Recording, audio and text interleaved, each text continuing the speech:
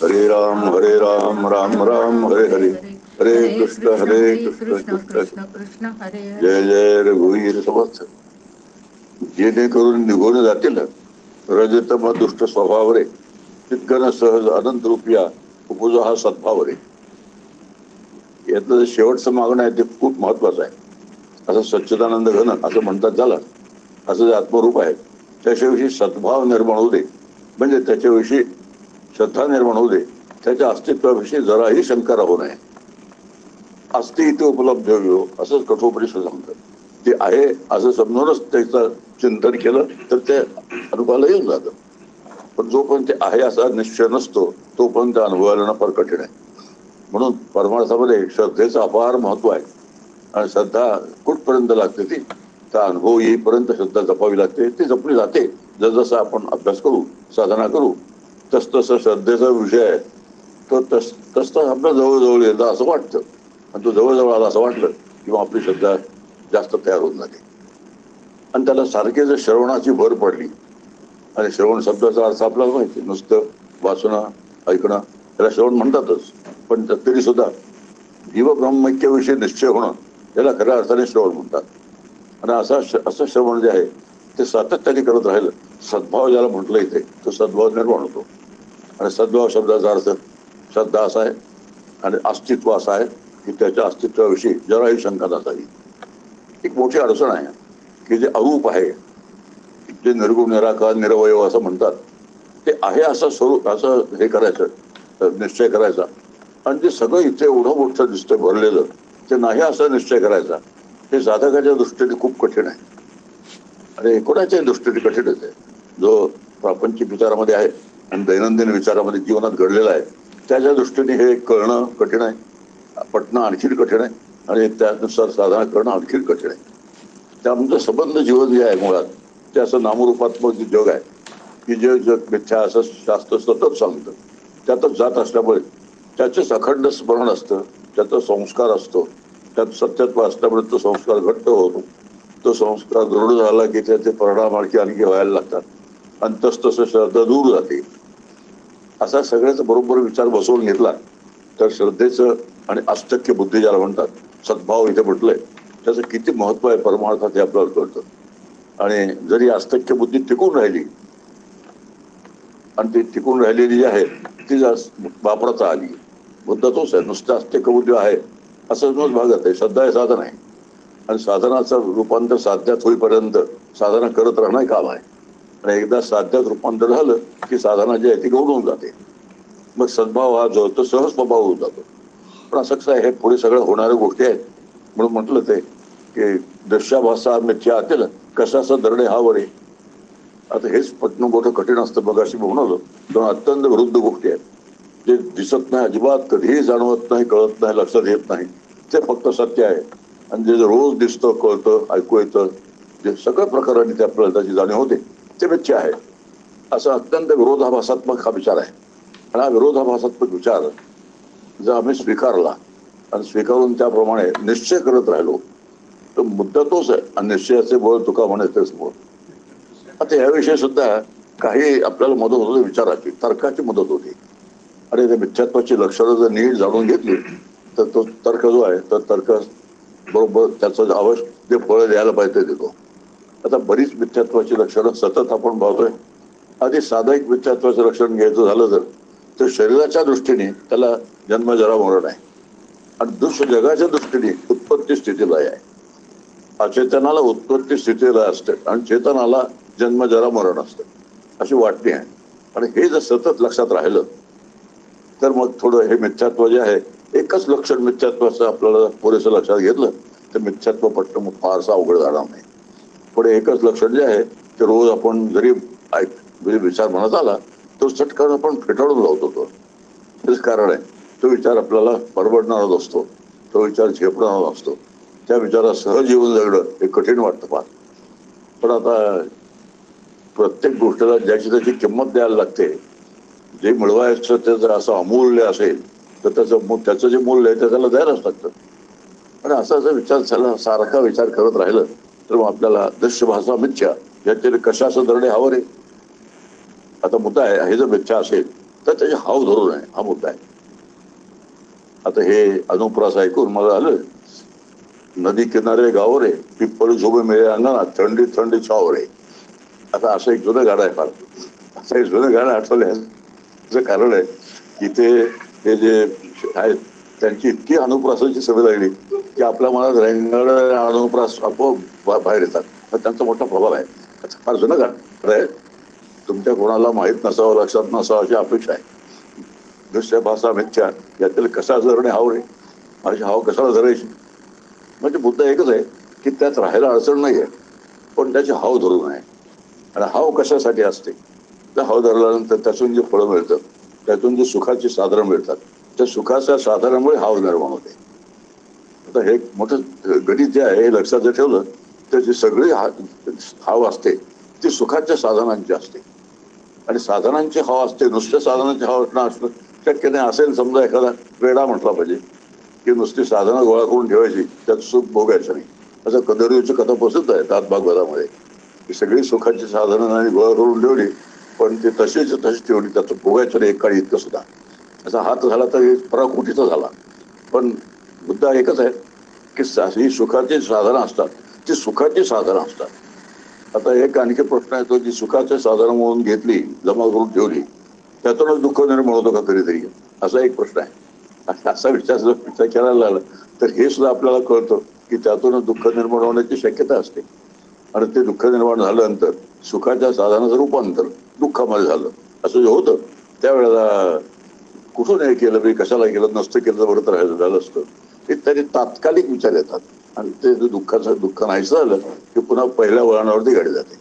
उदाहरणार्थ घर बांधलं, सुखाचं साधन आहे, पण काही काळाने जर समजा भूकंप झाला आणि घर पडलं तर ते दुरुस्त करायची जी वेळ येते ते नाकीनऊ येतात. असं जेव्हा आपल्याला लक्षात येतं, सुखाचं साधन म्हणून मानलं, पण नंतर त्याचं रूपांतर दुःखात झालं. आता असं काही नियम नाही, हे आपलं क्वचित घडणारी गोष्ट सांगितली. पण छोट्या छोट्या गोष्टी ज्या असतात, कधी वीज जाते, कधी पाणी देत नाही, असं जे असतात त्या एवढ्या छोट्या छोट्या गोष्टी सुद्धा आपल्याला वैताग घेऊन जातो. आणि वैताग नाही जे आहे आपला सर्वांचा स्थायी भाव आहे. आणि हा जो स्थायी भाव तो बदलल्याशिवाय आपल्याला परमार्थाच्या क्षेत्रात प्रगती करणं मोठं कठीण आहे. असं आहे, ज्या गोष्टी आपल्या हा उपयोग काय आहे, ज्यात वीज आहे, तर वीज गेली समजा, त्याला वीज जबाबदार नाहीये, वीज जबाबदार नसताना दुसरा जबाबदार आहे. आणि त्याच्यावर माझं काहीच नियंत्रण नाही. तर वैतागून उपयोग नाही, दुःख करून उपयोग नाही, त्रास करून उपयोग नाही, कोणाला तरी नावं ठेवण्यात काय अर्थ नाही. दुरुस्त वीज येईपर्यंत वाट बघणे एवढं आपल्या हातात असतं. आणि एवढ्याचा विवेक आपला जागा असेल तर आपली जी शांती आहे ती आपलं शांती टिकून येते, टिकून राहते. आणि मग पराशांतीचा प्रवास जो आहे हा सोपा होतो. प्रत्येक गोष्टीच्या मागे कारण आहे, ही शांती का सांभाळेल. तर पराशांती नावाची जी शांती आहे त्या शांतीकडचा प्रवास असतो, सोपा होऊन जातो. असा जो फरक आहे हा फरक लक्षात घेऊ आपण. म्हणून आपण हळूहळू व्यावहारिक दृष्टीने शांत होत गेलो, प्रापंचिक दृष्टीने शांत होत गेलो, त्याची पराशांती आहे. ती पराशांती होण्यासाठी ती साधना करायला लागते, ती साधना करणं शक्य असतं. आणि अशांतपणाने साधना करणं, आता ही गोष्ट साधनेत बसत नाही. सुद्धा समजा क्रोध आलेला आहे, क्रोध आलेल्या स्थितीत जर मी राम राम राम राम म्हणायला लागलो तर तो क्रोध कोणावर निघेल. केला आपल्याला असं कळतं, संतापलेला स्थिती श्रीराम जयराम जय जयराम म्हणालो तर श्रीरामाच्यावर सगळा क्रोध निघाल्यासारखं होईल. आणि ज्याचा प्रसन्न करायचंय, ज्याचं दर्शन घ्यायचंय, त्याच्यावर जो क्रोध आम्ही काढला तर तो रामाचा काय होईल. असे कित्येक लोकांचे क्रोध जर त्याच्यावर आले तर तो बिचारा, तर रामाला बिचारा म्हणणं कठीण आहे, पण आपल्या व्यवहारिक दृष्टीने म्हणूया. त्याचा मुद्दा एकच आहे की खूप लक्षात ठेवायची गोष्ट, प्रगती मला करायची ना, ज्या क्षेत्रात मी पडलोय त्या क्षेत्रात प्रगती करायची. व्यवहारामध्ये आपलं असं असतं, ज्या क्षेत्रात आपण पडलो असतो त्या क्षेत्रात प्रगती हवी असते आपल्याला. आणि अशी प्रगती त्या क्षेत्रात हवी असेल मग त्यासाठी जे करायला लागते सगळं आपण करतो. तर इकडे तसंच आहे की त्यासाठी जे करायला पाहिजे ते सगळं केलं पाहिजे. आणि ह्यामध्ये मग संघर्ष निर्माण होतो. आपलं दैनंदिन जीवन आहे ते आणि हे जीवन पारमार्थिक जीवन हे थोडं संघर्ष निर्माण होतो. आणि असा संघर्ष निर्माण झाल्यानंतर तो संघर्ष बाजूला सारणं आणि त्या संघर्षातून पुढे जाणं ही गोष्ट जरा कठीण असते. आणि परमार्थ कठीण म्हणतात, अस्सल परमार्थ कठीण असतो. आता कसं आहे, नेहमीच आहे, अस्सलाला खूप किंमत द्यायला लागते. नक्कल काय थोड्या पैशात मिळते आणि जसं तसं दिसतं, हे विशेष केलं असतं. तर ह्याच्यामध्ये आता अस्सल काय नक्कल काय हे जर आपल्या लक्षात आलं बरोबर, तर त्याचं आपल्याला हे जे आहे ते आतमधले आपलं आपल्यालाच कळतं. माझ्या जे काही चाललेलं ते अस्सल नाही का नक्कल आहे, हे माझी मी परीक्षा केली तर बरोबर कळतं. आणि मी जर माझी परीक्षा केली नाही, सतत आत्मपरीक्षण ज्याला म्हणतात ते जर मी केलं नाही, तर आत्मपरीक्षण कोण करता येतो? इंट्रोव्हर्ट असतो त्याला. जो एक्स्ट्रोव्हर्ट असतो त्याला तेही करता येतं, तो दुसऱ्याची परीक्षा करत बसतो. म्हणून अंतर्निष्ठ तितके तरले, अंतर्भ्रष्ट तितके बुडाले, हे समर्थ वचन जे अनेक परीने आपल्या लक्षात घेता येत. म्हणून दुःशावासा मिच्छल याचे कशाला धरणे हाव रे, हाव धरू नका. त्या असं असं वाटण्यात दोष नाही आहे. आता एक आणखी नाही, प्रपंचामध्ये मी माझं काम करत असताना मला जे फळ मिळायचं ते नक्की मिळणार आहे, पण हाव जर धरली मी इतकं मिळालं म्हणजे खूप मिळालं पाहिजे, जास्त प्रयत्न करायचे. मग प्रयत्नाच्या प्रमाणात जर आपल्याला यश नाही मिळालं मग आपल्याला त्रास होतो. हाव धरण्याचा हा परिणाम असतो. लो एम इज क्राईम असं काहीतरी आहे, आणि लो एम इज क्राईम असं व्यवहारामध्ये आहे. लो हाय कायम फार मोठा ठेवावा, आणि व्यवहाराच्या दृष्टीने बरोबर आहे, पण परमार्थाच्या दृष्टीने व्यावहारिक दृष्टीने low aim is not a crime. आपण काय मुद्दा एक त्यातला नेहमीचा, की आपण आपलं काम चोख करत असताना महत्वाची गोष्ट आहे. पार त्यातून जेवढं मिळायचं तेवढं एम हाय ठेवला तरी मिळाले, लो एम ठेवलं तरी मिळाले. आता हाय एम साठी जास्त मी प्रयत्न करू, पण जास्त प्रयत्न त्यासाठी करायचेच आहे. असं आहे, हाय एम ठेवून जास्त प्रयत्न करणं आणि लो एम ठेवून जास्त प्रयत्न करणं, दोन्हीमध्ये प्रयत्नच मागणार आहे. आणि हे जर लक्षात आलं लॉजिकली, की ते प्रयत्न जास्त करणं हे दोन्हीकडे होणार आहे ना, मग दोन्हीकडे जर तेच होणार आहे तर हाय एम कशाला ठेवायचा? हाय एम आलं की पुढचं सगळं आलं नाही, अजून का होत नाही, अजून का होत नाही, अस्वस्थता. मग जिथे अस्वस्थता आली तिथे साधारण होणं शक्य नाही. असं परमार्थाच्या दृष्टीने हा जो विचार आहे, काही वेळा काय असतं, व्यावहारिक विचार आणि पारमार्थिक विचार यात थोडा संघर्ष येतो. आणि संघर्ष झाल्यानंतर आपण व्यावहारिक जो लाभ असतो त्याचे भलावण करतो, नाही हे बरोबर आहे, असंच आहे. आणि ते असं भलावण करण्यामध्ये किंवा त्याच योग्य आहे म्हणण्यामध्ये कारण असतं की व्यवहार अंगवळणी पडलेला असतो. म्हणजे अंगवळणी पडलेला असतो व्यवहार, परमार्थ जो अंगवळणी पडलेला असतो त्यावेळेला नेहमी व्यवहाराच्या दिशेने आपलं कल होतो विचारांचा. असा कितीतरी पद्धतीने आपण जे मानसिकता असते आपली, ही मानसिकता जर आपली आपण तपासून पाहिली तर आपल्याला हे कळतं की आपलं हे आत काय काय चाललेलं आहे. म्हणून अंतर्निष्ठ तितके धरले हे जे म्हणतात, त्या अंतर्निष्ठ सांभाळणं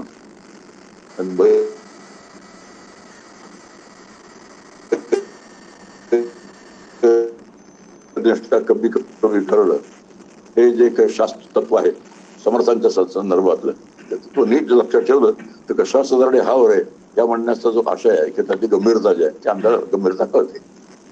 आता स्पर्धा आम्ही नेहमी सांगतो, आपण स्पर्धा करतो कोणाशी.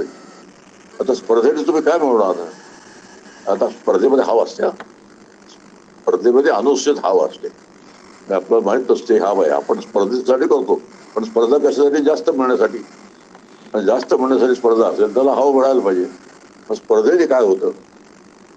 आता एक दैनंदिन जीवन आपलं जे आहे ते आणि परमार्थ यांच्या संघर्ष कुठे येतो हा विचार चाललाय. आणि हा संघर्ष जर लक्षात घेतला तर स्पर्धा करून तुम्ही काय करणार? जास्त तर प्रयत्न जास्त करणार. मग आमच्या शास्त्रात तर सांगतं की प्रयत्नांची पराकाष्ठा करा. मग प्रयत्नांची पराकाष्ठा करायची असेल तर स्पर्धेने कशाला करायची, ईर्षेने कशाला करायची, आपली आपण करायची.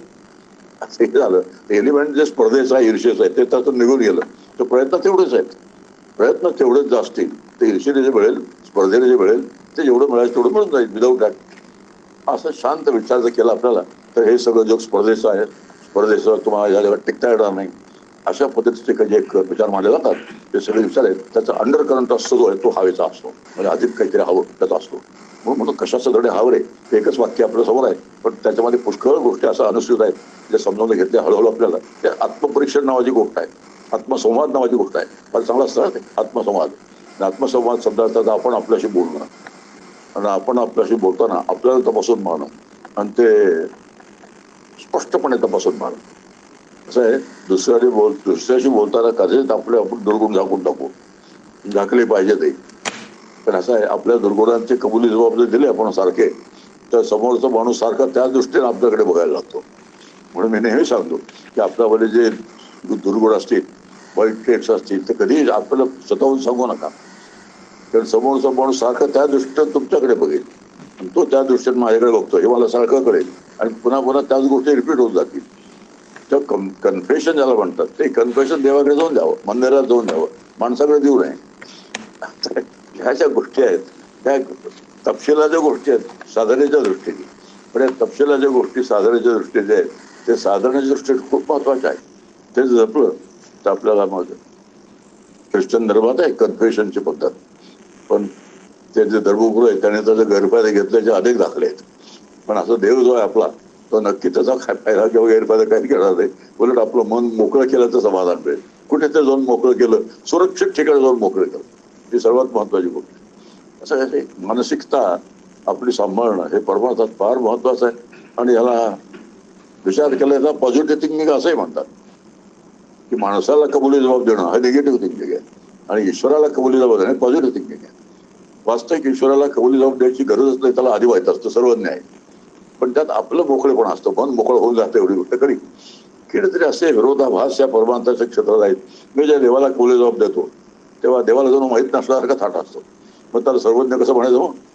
मग सर्वज्ञ असेल त्याला माहीत असायला पाहिजे, पण तो माहीत असणं नसणं हा प्रश्न नाही, मला ते मोकळं मन करायचा हा प्रश्न आहे. असे किती विचार बारकावे बारकावे असे टिपत जर गेलो आपण तर तो परमार्थ जो आहे तो सोपा होऊन जातो. आणि एकही बारकावा न टिपता आपण धोपट मार्गाने जर परमार्थ करायला लागलो तर धोपट मार्गाचा परमार्थ यशस्वी होत नाही. त्याच्या पाठीमागे जे विचार असतात ते विचार आपल्याला यश देतात. कशाच दड्यावर आहे जनमन कोठे काहीच नाही, दिसते हे तितकी मावर आहे. तुकारामांचा एक अभंग आहे, जनमन झाल्या प्रमाण विठ्ठल नामा प्रमाण, जनमन झाले आम्हा विठ्ठल नामा प्रमाण. ही जन आणि वन हे दोन्ही आम्हाला विठ्ठल नामासारखेच आहेत, विठ्ठलासारखे विठ्ठल रूप आले. म्हणजे जनात असलो तरी विठ्ठल, वनात असलो तरी विठ्ठल. म्हणून तेच आम्हाला सांगतात, न लागे जावे वनांतरा, सुखी येतो घरा नारायण. असे हे जे सगळे विचार आहेत हे विचार परमार्थाच्या दृष्टीने साधनेच्या दृष्टीने आपल्याला फार मदत करतात. नाही तर आपल्या मनात एक असतं की कुठेतरी आम्ही वानप्रस्थाश्रम स्वीकारू, कुठे सुंदर ठिकाणी घर बांधू, बहुतरी पुष्कळ वनश्री असेल, तलाव असेल एखादा छान, आणि मग तिथे आम्ही साधना करू. आता हा जो विचार आहे हा विचार ठीक आहे, एखाद्याला जमेलही तसं करणं, पण ते सगळ्यात तसं जमू शक्य नाही. मग ठाईचं बसवणी करायची एकचित्त आवडी आनंद आळवावा हे जे आहे त्याच्या आधीच ते ठाईचं बसून घ्यायला खूप होत आहे. जसं आहे त्या ठिकाणी बसा आणि आवडीने आनंद आळवा. आवडीने आनंद आळवायचा असेल तर आवड पाहिजे. आता आवड फक्त प्रार्थना करून झाली तुझीच आवड मला दे म्हणून, त्याविषयी काल आपण पुष्कळ विचार केलाय. तर जिथे आवड असते त्या ठिकाणी सगळ्या गोष्टी जमून येतात. आणि आवड जिथं नसते तिथं मग अशा अनेक गोष्टी आपण शोधत बसतो. असं झालं तर जाऊ, तसं झालं तर करू. हे साधकांच्या तोंडून अनेक वेळा ऐकलेल्या गोष्टी आहेत. एवढं माझं होऊ दे की मी लागलो साधनाला समजा, एवढं म्हणजे काय होऊ दे, मग ते यादी संपत नाही कधी. एवढं होऊ दे, तेवढं होऊ दे, असं होऊ दे, तसं होऊ दे. आणि अशा पद्धतीने आता जणू काय मलाच काहीतरी माझंच काम करतोय तो, मी साधारण लागलो असं समजा. अरे तो मला का सांगतो बाबा, तसं काय जसं असेल तर करणं लागतं साधनाला. पण ते असं काय जे परमार्थामध्ये फजितीला पारावार नसतो. आपण जर करून घेतली तर आपली स्वतःची फजिती करून घेणं परमार्थामध्ये आवश्यक आहे, पण ते आतल्या आत बाहेर कोणाला जर सांगणं आवश्यक आहे. आणि अशी फजिती करून घेतली तर रस्ता दिसतो पुढचा. आपली फजिती होता कामा नाही, आपलं आपल्याला पटतं, आणि आपलं आपल्याला पटलं तर साधारण बरोबर होऊन जाते आणि मनाची बैठकी छान तयार होऊन जाते. मनाच्या बैठकीचं फार महत्व आहे परमार्थामध्ये. मन करारे प्रसन्न सर्व सिद्धीचे कारण. आता प्रसन्न करा शब्दाचा अर्थ असो ते परमार्थाला अनुकूल करून घ्या. एरवी कसं आहे, सुखाच्या निमित्ताने आपलं मन प्रसन्न असतंच. आपलं एखाद्या अनुकूल गोष्टी असं दिसल्या तर आपलं मन प्रसन्न होऊनच जातं. पण ती प्रसन्नता सतत टिकणं ही गोष्ट मोठी कठीण असते. जी प्रसन्नता जी आहे ती परावलंबी आहे, आणि ही जी प्रसन्न आहे ती स्वावलंबी आहे. आणि स्वावलंबी शब्दाचा अर्थ असा की परमार्थामध्ये मन प्रसन्न करणं ही आवश्यक गोष्ट आहे. तशी देवाची आज्ञा आहे, आणि देवाची आज्ञा असल्यामुळे प्रसन्नता ज्याने मोडेल त्यातली एकही गोष्ट मी स्वीकारणार नाही. आता कशा कशाने मोडते प्रसन्नता, पुन्हा कथा कथेकरीची कथा त्याची जागेवर आली. पुन्हा काम आहे, क्रोध आहे, लोभ आहे, मत्सर आहे, हेवे दावे आहेत, त्यांनी प्रसन्नता मोडून जाते. म्हणून काम क्रोध लोभ नासे तृष्णा माया गाता गुणतया कुटुंबाचे, अशा पद्धतीने जे काय आपलं समोर सारखं हे सगळ्या गोष्टी एकमेकांशी असं इंटर रिलेटेड असतात. आणि असं इंटर रिलेशन जर आपण लक्षात नाही आलं तर मग असा एक नाकासमोर केल्यासारखा परमार्थ होतो. आता असं होत नाही तो. नाकासमोर करून परमात्मा वाटचाल होत नाही. त्याला सर्व बाजूने सर्वांगीण विचार त्याला म्हणतात. सर्वांगीण मदत विचारांची लागते आणि ती संत वाङ्मयामध्ये पुरेपूर आपल्यासाठी ठेवलेली आहे. फक्त ती त्या त्या वेळेला आठवलं पाहिजे एवढाच प्रश्न आहे. मग जनमन कुठे काहीच नाही. दिसे तितकी मावर आहे. आता जे दिसते ती केवळ वंचना असते. वंचना म्हणजे फसवणूक. माव शब्दाचा वंचना असते म्हणजे फसवणूक असते. आता जे दिसतं ते फसवणूक आहे असं म्हणणं हे लवकर पटणं मोठं कठीण आहे. समजा माझं घर आहे, त्या घरामध्ये फार मोठा मी टीव्ही आणलेला आहे, फार मोठा, भिंती एवढा मोठा. आता त्या भिंती एवढा मोठा टीव्ही आणल्यानंतर ती फसवणूक आहे असं म्हणायचं. असं कसं चालेल फसवणूक म्हणून? आम्ही लाखो रुपये मोजलेत त्याला आणि ती फसवणूक कशी असेल?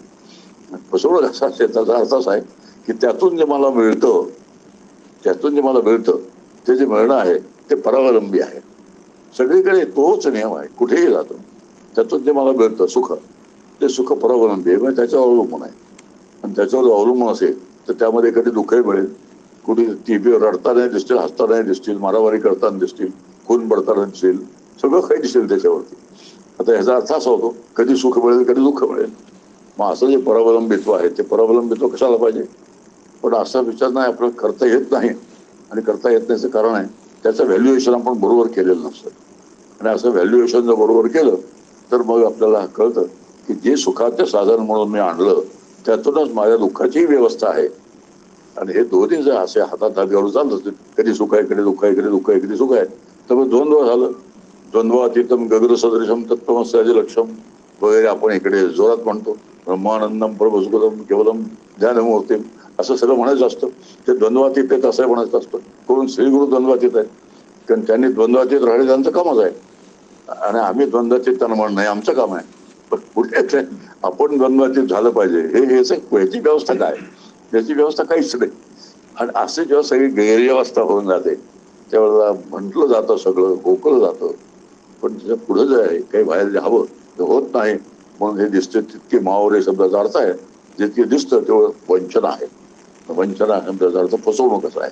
आणि फसवणूक कशाच संदर्भात आहे? जे सुखाच्या अपेक्षेने घेतलेलं असतं त्यातून दुःख मिळतं, हीच त्यातली फसवणूक आहे. त्या फसवणुकीचा हा जर लक्षात घेतला तर मग आपला फसवणूक आहे हे पटायला वेळ लागणार नाही, ते स्वीकारायला वेळ लागणार नाही. म्हणून फसवणूक नाही कुठे आहे, एकच ठिकाण आहे सुखाच्या दृष्टीने फसवणूक नसल्याचं, ते आत्मसुख आहे. फक्त एकच आहे की सुरुवातीला आत्मसुख असते मृगजळासारखं वाटतं. म्हणजे प्रपंच मृगजळासारखा वाटण्याच्या ऐवजी आत्माच मृगजळासारखा वाटतो. ब्रह्मही मृगजळासारखं वाटतं. हे वेदांत शास्त्रही मृगजळासारखं वाटतं. अच्छा, हे रोल किती बदललेत. आम्ही म्हणतो प्रपंच मृगासारखं आहे, हे म्हणतात ब्रह्मच मृगजळासारखं आहे. आता कसं आहे दोघांचं त्यांच्या दृष्टीने बरोबर आहे, शास्त्राच्या दृष्टीने बरोबर आहे, हे सगळं मुरगळ आहे. पण त्यांना अनुभवाच्या दृष्टीने ते म्हणतात तुमचं ब्रह्मच मृगजळासारखं आहे, आम्ही कशाला मागे लागावं त्याच्या.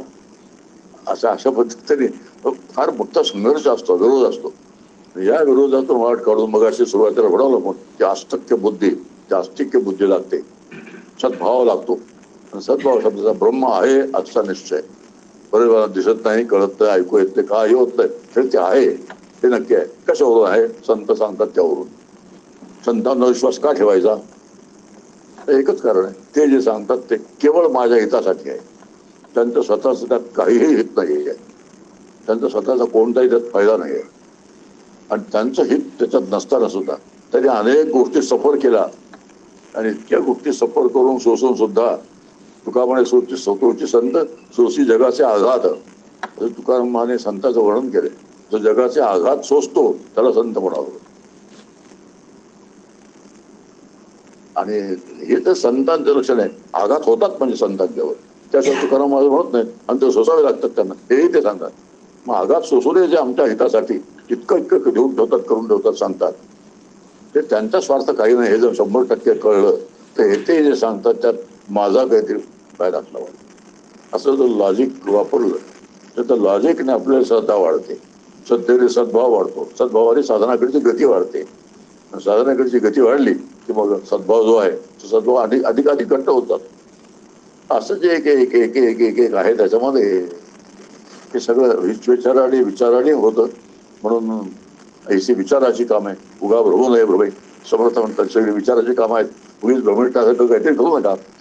आता हा सगळा विचार विचार आणि विचार हे तिसरे आपण जो विषय घेतला हा सगळा विचाराचा विषय आहे. दिसतंय तितके वाव रे हे जर लक्षात घेतलं आपलं आहे ती सगळी वंचना आहे. आणि वंचना काय आहे तर आपण तेही लक्षात घेतलं. सुखाची अपेक्षा असते मिळतं उलट. आणि असं जे होतं त्याला वंचना असं शास्त्रकार म्हणतात. आणि त्याला वंचना आपण नाही म्हणत समजा ठीक आहे, वंचना आपण मान्य करत नाही की माझी फसवणूक झाली का मी सुखाच्या अपेक्षेने गेलो त्यातून दुःख निर्माण झालं की माझी वंचना झाली असं आपण मान्य नाही करत. आणि मान्य करत नाही का नाही कारण त्याशिवाय दुसरं काय करणार त्याचा मोठा प्रश्न असतोय का मला. अल्टरनेटिव्ह काय आहे त्याला तर हा अल्टरनेटिव्ह आहे. परमार्थ अल्टरनेटिव्ह आहे. वेदांतशास्त्र अल्टरनेटिव्ह आहे. आत्मसुख अल्टरनेटिव्ह आहे. आणि हे अल्टरनेटिव्ह जे आहेत ते इतके पक्के आहेत. संतांहून सुलाखून निघालेले संतांनी अनुभवलेले आहे.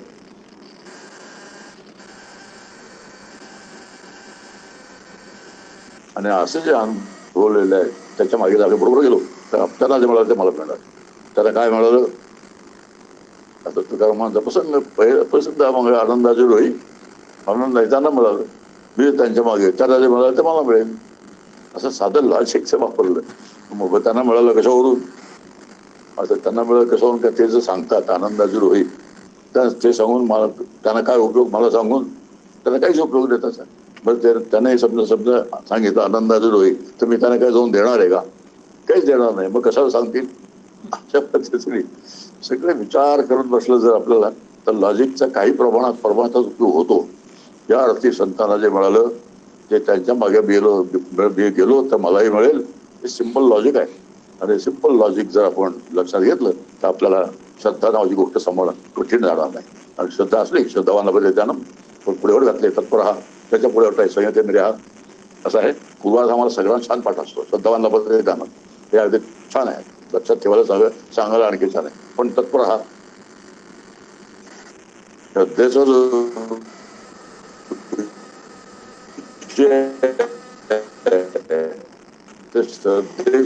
विषय आम्ही तत्पर असलं पाहिजे आणि संयतेंद्रिय हात राहण्यासाठी माझी गोष्टी पुढे ते पुढच्या गोष्टी टाळायच्या असतात फक्त श्रद्धावानाबद्दल जाणून. त्यामुळे माझी ज्या अर्थी श्रद्धा आहे त्या अर्थी मला ज्ञान मिळणार आहे असं गणित मांडून चालत नाही. श्रद्धा अटी आहेत त्या. आता एक उपनिषद आहे प्रश्नोपनिषद त्याच्यामध्ये 4 शिष्य 5 शिष्य त्याच्या गुरुकडे गेले आणि ते म्हणा मला ज्ञान पाहिजे तुमच्याकडून. तेव्हा हरकत नाही मी देतो पण वर्षभर माझ्या आश्रमात राहा आणि श्रद्धा तो ब्रह्मचर्य 3 संबंध आश्रमात राहा. श्रद्धा तो ब्रह्मचर्य 3 गोष्टी सांभाळा आणि 1 वर्षानंतर मला जर माहीत असेल तर मी ज्ञान सांगेन तुम्हाला. आता ते शिष्यांची हरिपुटी पंचायत समजा वर्षभर थांबले श्रद्धा तप आणि ब्रह्मचर्य आपण बरोबर सांभाळलं आणि आई हे जर म्हणाले मला माहित नाही तर काय करायचं. 1 वर्षभर सगळं फुगड जाईल. पण असा विचार त्यांनी नाही केला. आता इथूनच श्रद्धेला सुरुवात आहे की ज्या अर्थी हे ऋषी आहेत ज्या अर्थी आम्ही त्यांच्याकडे आलोय त्या अर्थी 1 वर्षाने ते आम्हाला नक्कीच प्रश्नांची उत्तर देतील. मग त्यातून प्रश्नोपनिषद तयार झालं. प्रत्येकाने आपापले प्रश्न विचारले आणि त्यांचं समाधान झालं. आता हे सांगायचं एकच आहे ते श्रद्धेने राहा असं म्हणतात, तपाने राहा असं म्हणतात, ब्रह्मचर्याने राहा असं म्हणतात. 3 गोष्टी सांभाळल्या तर श्रद्धेला चीज आहे आणि 3 गोष्टी नाही सांभाळल्या तर श्रद्धेला चीज नाही. मग संन्यास म्हणे हा यथेच होतो. चित्ते शून्य स्थिरावरे बाह्यात करे कशाची घाण आहे शुभवसनाला कावरे. आता संन्यासाची फार वेगळीच व्याख्या ती सांगून टाकली. संन्यासाची वेगळी व्याख्या जेव्हा सांगतात संन्यास म्हणे हा यथेच होतो चित्त हे शून्य स्थिरावरे. आता जो शून्य शब्द आहे हा शून्य शब्द खूप विचाराने घ्यावा लागतो. कारण सैरोबाने शून्य शब्दाचा खूप वेळा उपयोग केलाय. जागोजागी शून्य शब्द त्यांच्या रचनेत आतापर्यंत 10 वेळा तरी शून्याचा उपयोग झाला असेल. त्यामुळे शून्यवाद नावाचा वाद आहे तो वाद येथे अजिबात अपेक्षित नाही. आणि शून्याचे हिरिरीने खंडन केलेलं आहे शंकराचार्य. आणि त्यासाठी समर्थांचा प्रसिद्ध इकडे दृश्य तिकडे देव मध्ये शून्यत्वाचा ठाव त्याप्रमाणे मंद बुद्धिस्त ब्रह्म म्हणे. इकडे दृश्य आहे म्हणजे हे सगळं दृश्य जगत आहे इकडे आहे पलीकडे देव आहे आणि मध्ये शून्य आहे. याचा अर्थ असा होतो ध्यानाला बसल्यानंतर जर बसलो जर तर ध्यानाला बसल्यानंतर हे ब्रह्म नाही हे ब्रह्म नाही हे ब्रह्म नाही असं करता करता शून्य शिल्लक राहतं. सगळं निराश केला तर निराश काळ काहीच राहिलं नाही. निराश काळ काही न राहिल्यामुळे शून्याचा अनुभव येतो. आता हा जो शून्याचा अनुभव आहे तो शून्याचा अनुभवाच्या पुढे जर जायचा असेल तो पलीकडे उडी मारायची आहे. तर त्यासाठी सांगावं लागतं की ह्या शून्याचा अनुभव ज्याच्यामुळे आला, हे शून्य आहे हे ज्याच्यामुळे कळलं, तो आत्मा मी आहे. कारण शून्याचं ज्ञान झालं, मग शून्याचं जर ज्ञान झालं तर ज्ञान सांगणारा, ज्ञान ज्याच्यामुळे होणार होतं हे तत्व पलीकडे असलं पाहिजे, त्याशिवाय ज्ञान होणं शक्य नाही. मग ज्ञान नावाचे जे तत्व आहे त्याच्या बळावरती होणारं ज्ञान होतं. असे दोन शब्द मी नेहमी सांगत असतो. असणारं ज्ञान म्हणजे ज्ञानरूप आत्मा, होणारं ज्ञान म्हणजे वृत्ती ज्ञान. आणि वृत्ती ज्ञानाला असणाऱ्या ज्ञानाचा म्हणजे आत्मज्ञानाचा, ज्ञानरूप आत्म्याचा नेहमी आधार असतो. आणि तो आहे म्हणून हे सगळं ज्ञान व्यवहार चालते. तो नसेल तर ज्ञान व्यवहार चालणारच नाही. तो नसेल ही भाषा मुळात चुकीची आहे. तो नाही असं कधीच नाही. सतरूप आहे, चिद्रूप आहे, आनंदरूप आहे, पण तो नसेल तर ही नुसती लॉजिकची भाषा आहे. ज्या अर्थी शून्याचा व्यवहार होतो, शून्य असं कळतं, त्या अर्थी शून्याचा प्रकाशक असला पाहिजे. जर पंचकोश आहेत त्या पंचकोशाचा अभ्यास आहे तो ह्याच हेतूने केलेला आहे. हे जे पहिले पहिले कोश आहेत त्यातला आनंदमय कोश आहे, तो आनंदमय कोशाचा स्वनिराश करायचा आहे. आणि आनंदमय कोशाचा शब्दाचा अर्थ आहे की ज्यामुळे आनंदाचा अनुभव आला, तो जो आनंदरूप आहे तो मी आहे. नुसता आनंदाचा अनुभव झाला, गाढ झोपेत जो आनंदाचा अनुभव येतो तो मी नाही आहे. तर गाढ झोपेत येणारा आनंद जो आहे तो ज्याच्यामुळे अनुभवाला येतो तो जो आत्मा आहे तो मी आहे. आणि त्याला तो जागृती स्वप्न सुषुप्ती याच्या पलीकडे आहे. आता इथं कसं आहे, झोपेतला आनंद झोपेवर अवलंबून आहे, पण त्याला सुषुप्तीची अवस्थाच नाही आहे. जागृती स्वप्न सुषुप्ती याच्या पलीकडे आहे. आणि असं असल्यामुळे तो जो आनंद रूप आहे तो खरा आनंद आहे. 5 कोशांचा निराश करायचा म्हणजे 5 कोशांचा प्रकाशक आत्मा आहे असा निश्चय करायचा आणि तो आत्मा मी आहे असा अनुभव घ्यायचा. अशा पद्धतीने जे शास्त्रकारांनी बसून दिले घडी, मग संन्यास म्हणा यातीच होतो. चित्त हे शून्य स्तरावर आहे. आणि शून्य स्तराव शब्दाचा अर्थ महाशून्य स्तराव असा होतो. एक शून्याचं महाशून्य नावाची एक कन्सेप्ट आहे. ज्ञानेश्वर महाराजांची पण एक कन्सेप्ट आहे. आणि शून्याचा महाशून्य शब्दाचा अर्थ असा होतो, शून्य सापेक्ष जे महाशून्य आहे म्हणजे महाशून्याच्या अस्तित्वामुळे शून्याचा अनुभव येतो. आणि महाशून्य शब्दाचा अर्थ ब्रह्माचा होतो. मग महाशून्य हा शब्द जो कॉइन केलेला आहे तो कॉइन करण्याचा हेतू आहे की महाशून्य नावाचा शब्द आहे तो महाशून्य नावाचं तत्व आहे. शून्याचे महाशून्य, शून्याला प्रकाशित करणारं महाशून्य, आणि असा जो आत्मा आहे तो मी आहे. ज्ञानेश्वरीचं मला वाटतं 14व्या अध्यायात हा शब्द त्यांनी वापरलाय ज्ञानेश्वर महाराजांनी. हे आपण जर बरोबर लक्षात घेतलं तर चित्त हे शून्य स्तरावर आहे असं सांगितलं. ते बिचकण्याचं कारण नाही. तर ते शून्यवादी झाले का मग शून्य चित्त स्तरावलं तर शून्य सोडून राहू आपण असं नाही. तर शून्य शब्द कितीही वेळा त्याने वापरलेला असू दे. नागार्जुन म्हणून होऊन गेला एक बुद्ध मताचा आचार्य नागार्जुन, त्यांनी 7 शून्यांची कल्पना केली. शून्यवादी आहेत ना ते. त्यांनी काय केलं, 7 ब्रह्म मानायचं नाही पण ब्रह्म मानल्याशिवाय राहायचं नाही अशी काहीतरी त्यांची अवस्था झाली. त्यामुळे 7वं जे शून्य आहे ते 7वं शून्य म्हणजे चेतनात्मक आहे असं त्यांनी सांगितलं. पण ब्रह्म नाही म्हणायचा कारण तो शब्द वर्ज आहे त्यांना. अशी मजा असते सगळी. नागार्जुन म्हणून प्रसिद्ध होऊन गेला एक तत्वज्ञान, तिथे शून्य म्हणायचं नाही, मग काय महाशून्य म्हणायचं. असं काहीतरी एक कसरती करतात आणि कसरती करून वास्तव जे आहे त्या वास्तवापासून पळून जातात. आणि वास्तवापासून पळून जायचं एकच कारण आहे की हट्टाने जे स्वीकारलं असतं एक तत्वज्ञान, ते तत्वज्ञान सोडायचे जे काही निग्रह लागतो तो निग्रह कमी पडतो. म्हणून सत्यान्वेषण झालं म्हणतात, ते फार कठीण असतं. आणि सत्य एकदाचा सत्याचा चुकीचा पद्धतीने पाठपुरावा केला तर खरं जे सत्य आहे त्याचा अनुभव शक्यता नाही. म्हणून चित्त हे शून्य स्तरावर आहे. भयात कधी कशाची कारण आहे, शुभ वसनाला काव रे. आता तुमचा आमचा आवडत आहे. धोत्राला पांढरा गिरू लावून काय होणार इथे म्हणतात.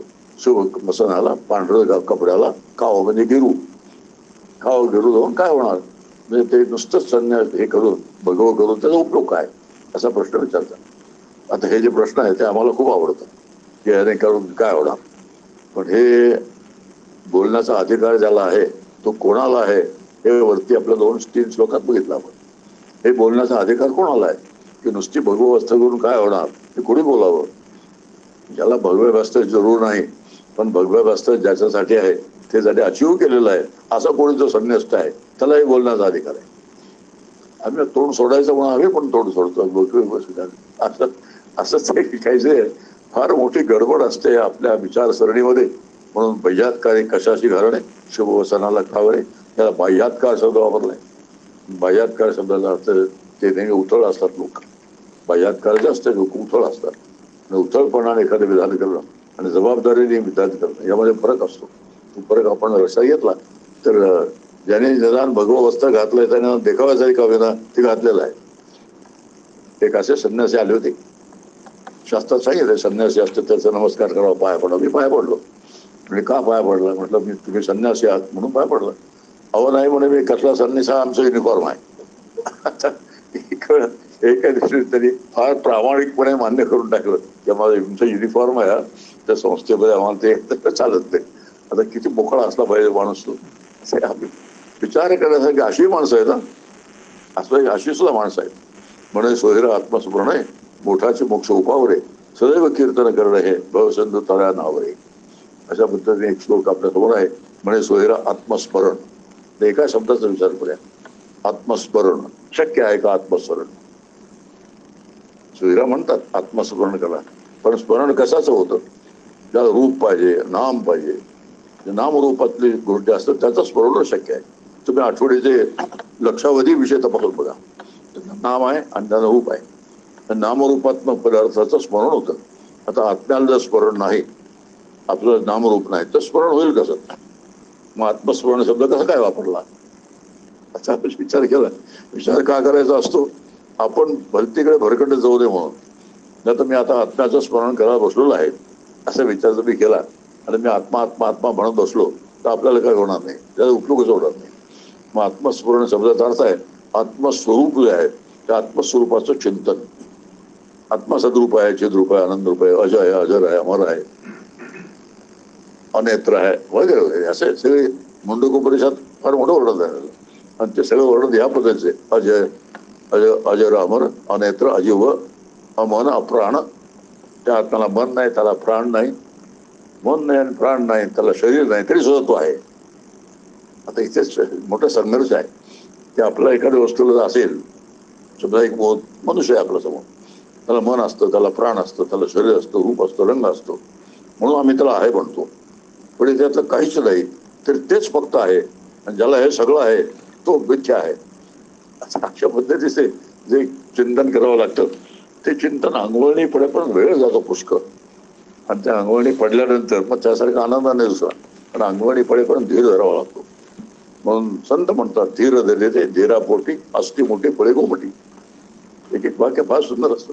तुम्ही धीर धरलात तर त्यामुळे गोडगोड फळं मिळतात.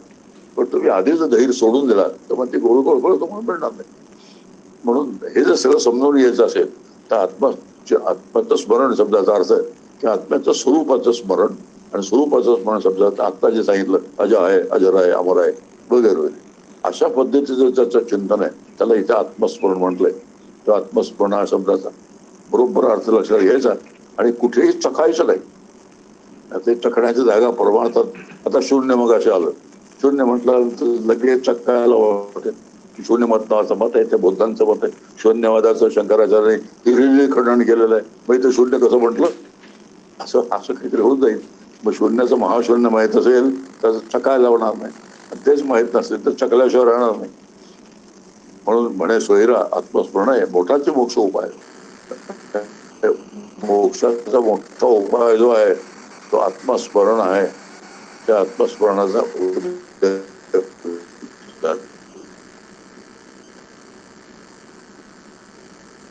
कुंडली गौरधारी.